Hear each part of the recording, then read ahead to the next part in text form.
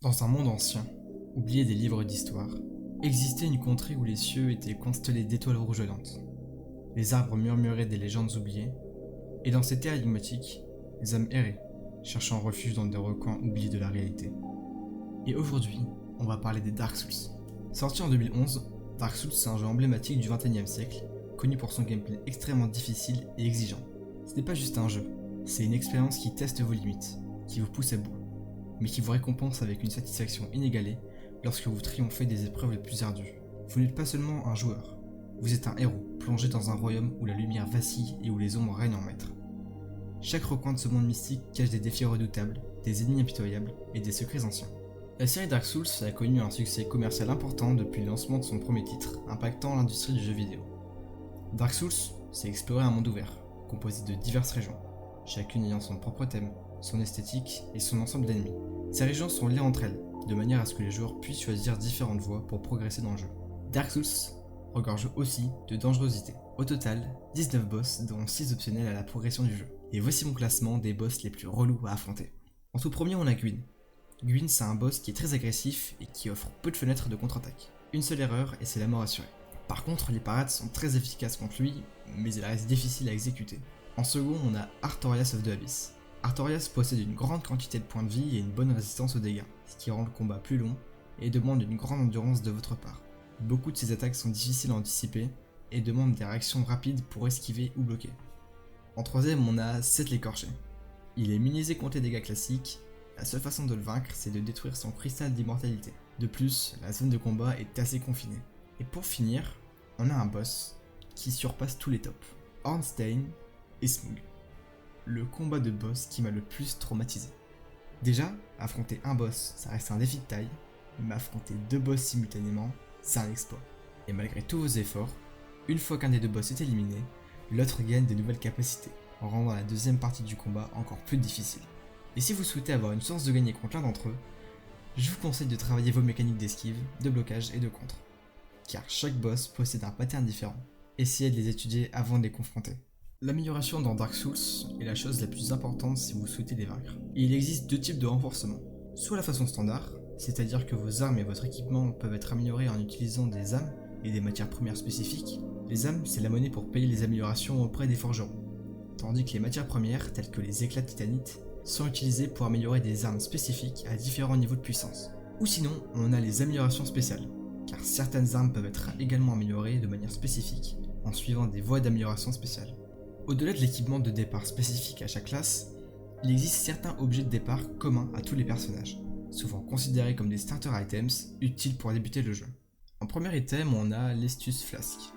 La fiole d'Estus, c'est l'outil principal de guérison dans Dark Souls. Son système de fonction est très simple. Elle se remplit à chaque passage par un point de sauvegarde et peut être utilisée pour restaurer la santé du personnage, ce qui est assez fort dans les combats qui sont souvent longs. En deuxième item, on a Homeworld Bone. C'est un objet qui permet de retourner instantanément au dernier point de sauvegarde visité sans perdre des âmes collectées. Et du coup, vous perdez pas votre thune, ce qui est plutôt pratique. En troisième item, on a les binoculaires.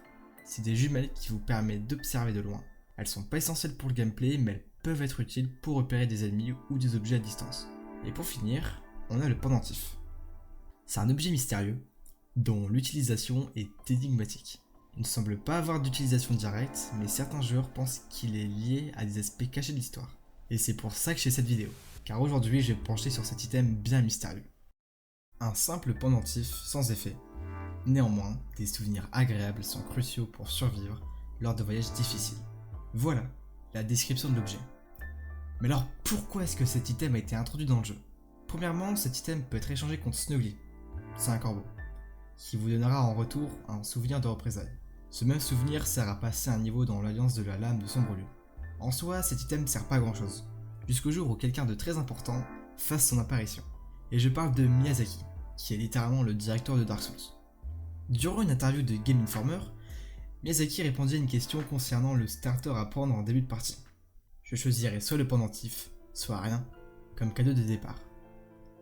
Il ajouta par la suite: je suis vraiment désolé, je ne peux pas vous dire ici comment utiliser l'objet, je veux toujours que les gens essayent d'enquêter sur la signification de l'objet, s'il vous plaît, découvrez-le par vous-même.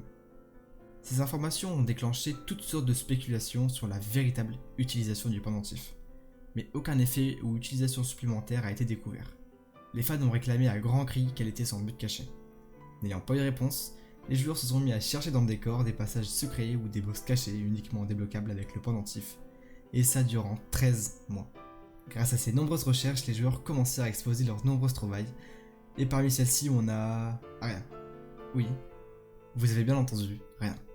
Car ce n'est qu'un an plus tard que Miyazaki annonce durant une interview d'IGN: en ce qui concerne le pendentif, j'avais en fait l'intention de faire une farce. Lorsque je disais que cela n'avait aucun effet, cela signifiait que non, sérieusement, cela n'avait aucun effet. Miyazaki a littéralement troll sa communauté pendant plus de 1 an. Mais en fin de compte, le troll du pendentif est devenu emblématique de la façon dont Dark Souls encourage les joueurs à explorer, à réfléchir et à interpréter l'univers du jeu par eux-mêmes. Même s'il n'y a pas eu de réponse définitive à la signification ou à l'utilisation réelle du pendentif, cela a contribué à renforcer l'impact durable du jeu et à stimuler l'imagination des joueurs bien au-delà de l'écran de jeu. Ce troll emblématique en a inspiré plus d'un.